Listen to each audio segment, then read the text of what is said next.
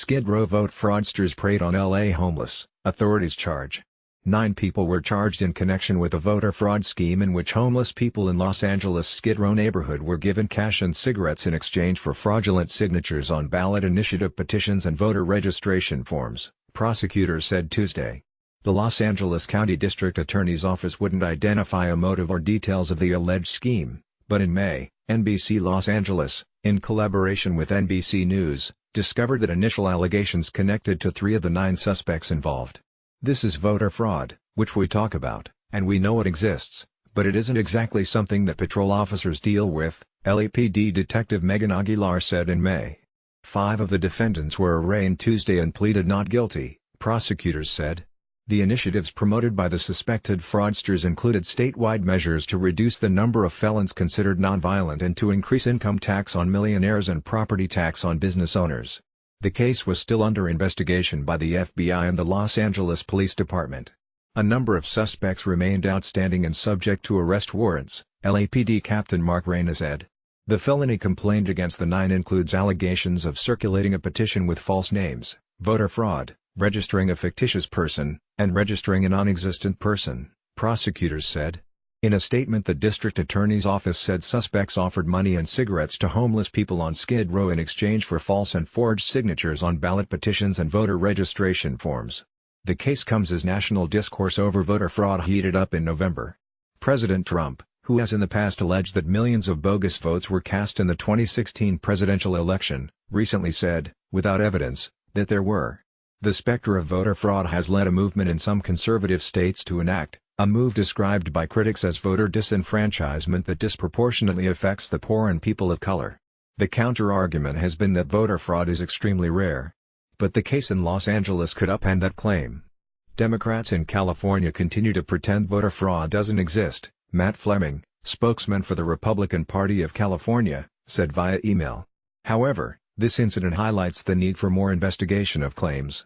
Linda Payne, president and co-founder of Election Integrity Project California, said she was pleased to see authorities taking the matter seriously. But she expressed concern.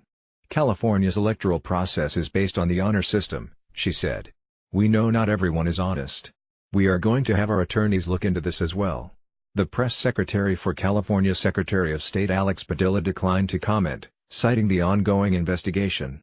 The LAPD's Reyna says its investigation started in spring after officers encountered long lines of people on Skid Row during off hours allegedly accepting cash, cigarettes and even snacks in exchange for bogus signatures. He said suspects, sitting at tables set up on sidewalks, had voter registration roll printouts and asked participants to illegally sign the names of what appeared to be legitimate voters. He said the scheme was busted by undercover officers posing as homeless people. Surveillance cameras also captured some of the alleged crimes, he said. It's not clear if the scheme, which prosecutors said applied to the 2016 and 2018 elections, had an impact on whether or not initiatives qualified.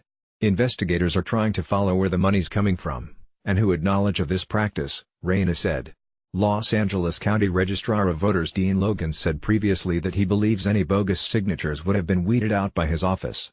Via email late Tuesday he added, "We are glad that the district attorney is actively ensuring the integrity of the election process by pursuing those who take part in fraudulent petition practices.